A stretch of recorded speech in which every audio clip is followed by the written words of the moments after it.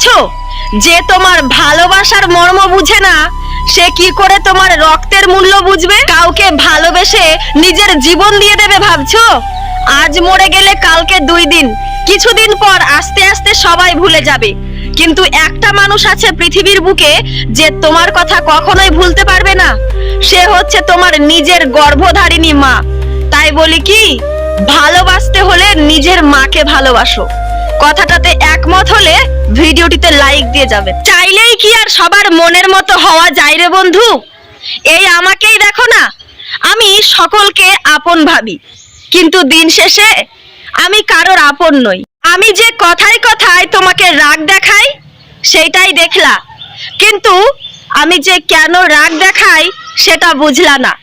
যদি তুমি আমার রাগের কারণটা বুঝতা, তাহলে আমাকে দিন শেষে নয়, আমাকে সারা দিনই খুঁজতা। স্বামী আর প্রেমিক কখনো একই জিনিস হতে পারে না।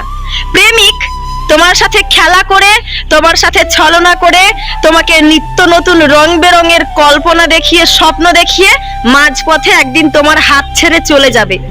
কিন্তু তোমার স্বামী তোমাকে হাত ছেড়ে যাওয়া তো দূরের কথা, কখনো তোমাকে ভুলভাল স্বপ্নও দেখাবে না। স্বামী সারা জীবন মাথার উপরে ছায়া হয়ে থাকবে, ছাদের মতো। স্বামী হচ্ছে এমনই একটা জিনিস যে একবার একটা মেয়ের জীবন থেকে হারিয়ে গেলে সেই মেয়েটার জীবনের সমস্ত রং মুছে যায়, সমস্ত আনন্দ ঘুচে যায়। দেখো ভাই, একটা সত্যি কথা বলি, ভালো লাগার অনেক কারণ হয়, কিন্তু ভালো না লাগার ছোট্ট একটা কারণই যথেষ্ট, বা কোনো কারণ না থাকলেও যথেষ্ট। শোনো ভাই, যদি কোনো মেয়েকে তুমি হাসাও, তবে সেই মেয়েটি তোমাকে পছন্দ করবে। কিন্তু তুমি যদি কোনো মেয়েকে কাঁদাও, তবে সেই মেয়েটি তোমাকে ভালোবাসবে। এটাই হচ্ছে মেয়েদের ধর্ম। অপমান সহ্য করা যায়, কিন্তু অবহেলা কখনো সহ্য করা যায় না। তাই তো বলি, যখন তোমার প্রিয় মানুষটা তোমাকে একাধবার অপমান করবে, তখন তুমি মুখ বুজে সহ্য করে নিও। কিন্তু যখন দেখবে দিনের পর দিন তোমার প্রিয় মানুষটা তোমাকে অবহেলা করেই যাচ্ছে, তখন সত্যি সেই সম্পর্কে আর টিকে থাকা যায় না। মানুষ আপন সাজে, কিন্তু কখনো আপন হয় না। এই শিক্ষাটা বারবার পাচ্ছি, তবুও কেন জানি না আমার শিক্ষায় হয় না। যেই মানুষ থেকেও নেই, সেই মানুষের আমার জীবনে থাকার কোনো দরকারও নেই। মানুষের ব্যবহার দেখে দেখে এই পর্যায়ে এসে বড়ই ক্লান্ত আমি। আফসোস তোমাকে একদিন করতেই হবে, হয়তো আমাকে হারানোর আফসোস, আর নয়তো আমাকে ঠকানোর আফসোস। একটা কথা সব সময় মাথায় রেখো, নিয়তি কখনো কাউকে ছেড়ে কথা বলে না, নিয়তি কখনো কারোর সাথে বেইমানি করে না।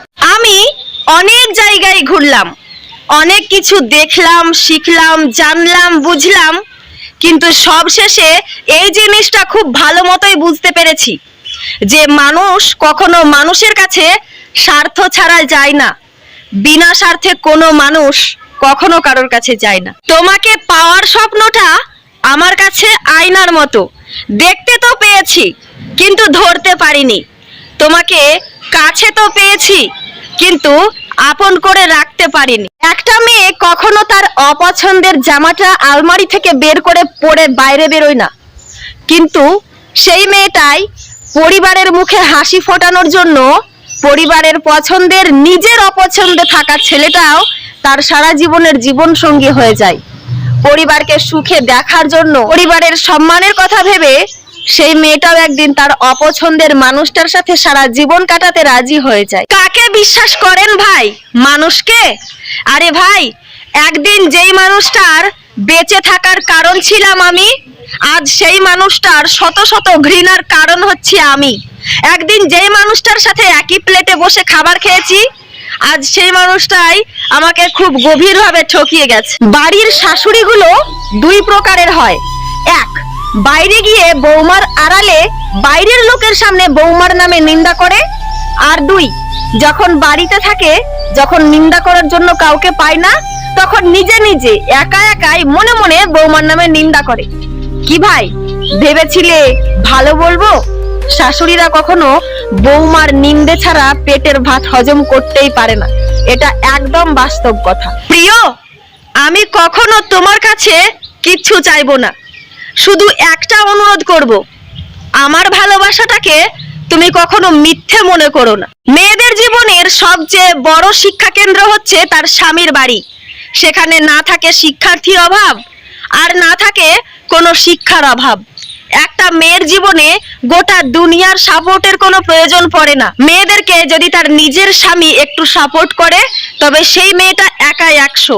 সে নিজে নিজেই অনেক দূর এগিয়ে যেতে পারে, জীবনে অনেক কিছুই করে নিতে পারে। নিজেকে নিজে কত বোঝাবার চেষ্টা করি যে টেনশন করা যাবে না, কিন্তু টেনশন ভাই এমন একটা জিনিস যেটা আমার মাথা থেকে নামতেই চায় না, ঘাড়ের উপরে একেবারে বোঝা হয়ে ধাই বসে থাকে। রাত্রে ঠিকমতো ঘুমাতেও দেয় না। আমার চেয়েও ভালো কাউকে, বেটার কাউকে পেয়ে যদি কেউ আমাকে ছেড়ে চলে যায়, তবে তাতে আমার কোনো দুঃখ নেই। কারণ আমি চাই না যে আমার সঙ্গে জীবনটাকে জড়িয়ে ফেলে সে হেরে যাক, সে সবার পিছনে পড়ে থাকুক, সে নিজেকে ছোট মনে করুক। আমি চাই দুনিয়ার সাথে তাল মিলিয়ে আমার প্রিয় মানুষটাও সামনের দিকে এগিয়ে যাক, জীবনে উন্নতি করুক, অনেক উঁচুতে পৌঁছে যাক। ওম কৃষ্ণায় বাসুদেবায় হরয়ে পরমাত্মনে প্রণত ক্লেশনাশায় গোবিন্দায় নমো নমঃ। এই মন্ত্রটা যদি আপনি কোনো জায়গায় বেরোনোর আগে 11 বার উচ্চারণ করে বের হন, তবে পথে কোনোদিনও কোনো দুর্ঘটনা আপনাকে আক্রমণ করতে পারবে না।